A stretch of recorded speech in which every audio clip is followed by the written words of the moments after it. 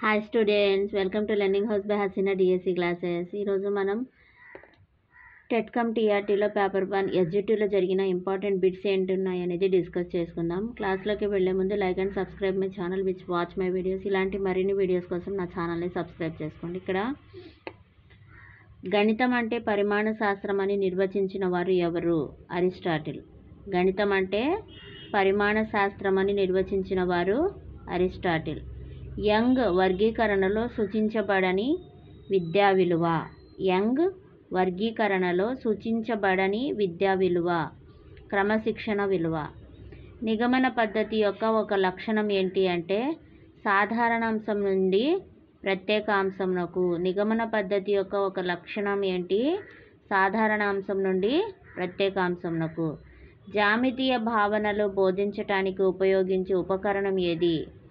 జ్యామితీయ భావనలను బోధించడానికి ఉపయోగించే ఉపకరణం జియోబోర్డు. జ్యామితీయ భావనలను బోధించడానికి ఉపయోగించే ఉపకరణం జియోబోర్డు. క్రింది వానిలో విద్యా ప్రణాళిక నిర్మాణ సూత్రం కానిది. సర్పిల ఉపగమము. క్రింది వానిలో విద్యా ప్రణాళిక నిర్మాణ సూత్రం కానిది ఏది అంటే సర్పిల ఉపగమము.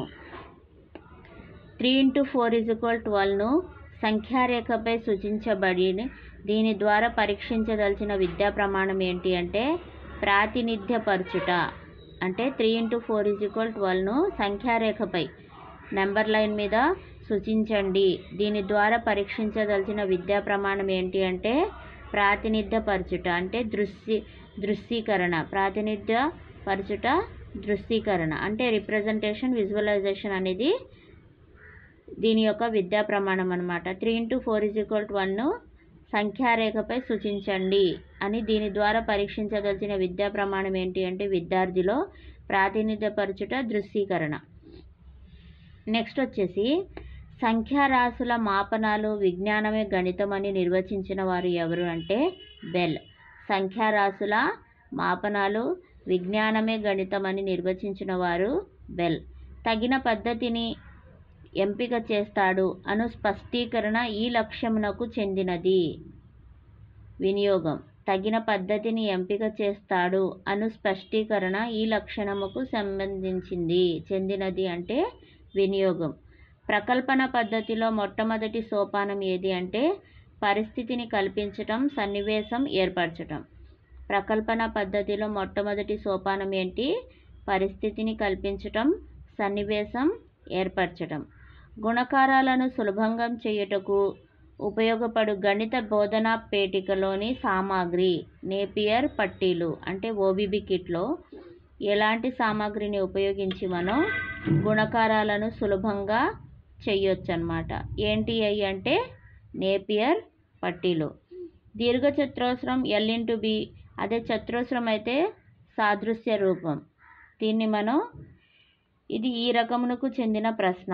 ఏ రకానికి చెందిన ప్రశ్న అంటే ఇది సాదృశ్య రూపం లేదా ఎనాలజీ టైప్కి చెందిన ప్రశ్న అన్నమాట. హెర్బార్ట్ ఉపగమం ప్రకారం పాఠ్యపథక తయారీలో చివరి సోపానం ఏది అంటే పునర్విమర్శ. హెర్బార్ట్ ఉపగమం ప్రకారం పాఠ్యపథక తయారీలో చివరి సోపానం ఏది అంటే పునర్విమర్శ.